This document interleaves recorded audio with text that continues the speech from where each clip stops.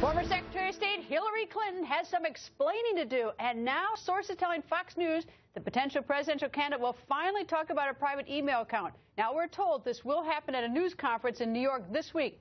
But while I'm at it, President Obama, he has some explaining to do, too. He claimed he learned about Clinton's personal email on the news, but listen to this. The president, as I think many people expected, did, over the course of his first several years in office, trade emails with his Secretary of State. I would not describe the number of emails as large, but they did have the occasion to email one another. And the point that the president was making is not that he didn't know Secretary Clinton's email address. He did. But he was not aware of the details of how that email address and that server had been set up, or how Secretary Clinton and her team were planning to comply with the Federal Records Act. Now, that's perplexing. If the president was emailing with the former Secretary of State, didn't he notice her email address didn't end in .gov? Now, the president needs to explain that one. Congressman Peter Roskam joins us. Good evening, sir. Greta, good to be with you. Well, that's a little bit perplexing. The president claims he didn't know. He's emailing back and forth, and this press secretary says he saw the address. I mean, the .gov is sort of a dead giveaway if that's government. If it's .com, that's dead giveaway. It's not.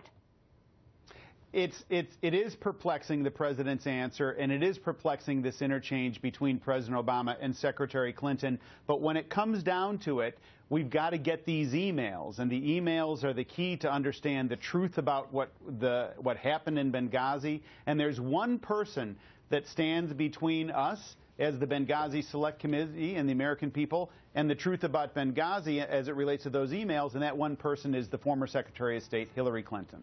Actually, I don't agree with that. It doesn't stand between, because you have dropped a subpoena on her, right? So there is nothing that stands between. Now that you have the subpoena, those should be yours.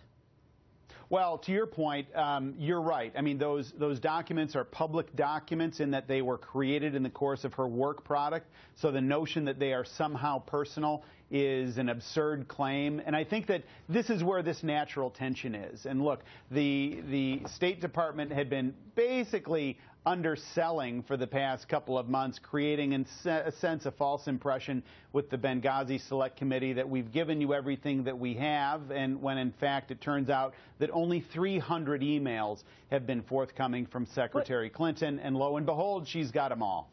All right.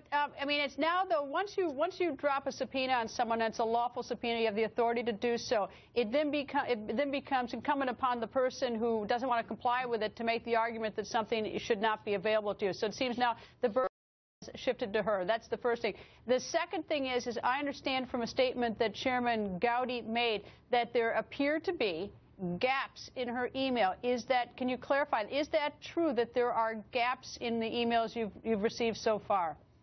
So there are gaps in terms of timing, gaps as much as 2 months, other gaps of several weeks. So yes, I can confirm that. And these are gaps at pivotal times when you would expect that there would be a great deal of activity. Because remember, the Benghazi Select Committee, as you know, is focused in on what happened on September 11th of 2012, what were the events that led up to it, and what was the events and how it was described afterwards. So the focus is incredibly tight insofar as getting that information, and there's very significant gaps when it is an incredible thing to say that there's no communication. It's not credible. I mean, I have no idea what the reasoning for the gaps are, and I think that now you're entitled to all the emails, everything, and then you sort through them. But it may be that there are gaps because she went off email because it was such an important time. She may have actually been on the phone talking directly. Look, it's her job. She's got to explain this. I mean, she's created this problem. She needs to explain it. But there may be an explanation for a lot of this. We just haven't heard it.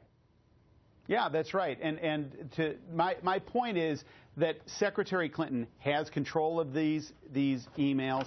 Secretary Clinton has the ability to come forward. There are numerous voices on both sides of the aisle that are sounding more and more incredulous, frankly, when the idea that the Secretary of State is just going to sit on this information. You say it again that she has control of these, and I just once you have that subpoena dropped on her, I mean, you should have those. I mean, you should have control of them. I think that you got to understand.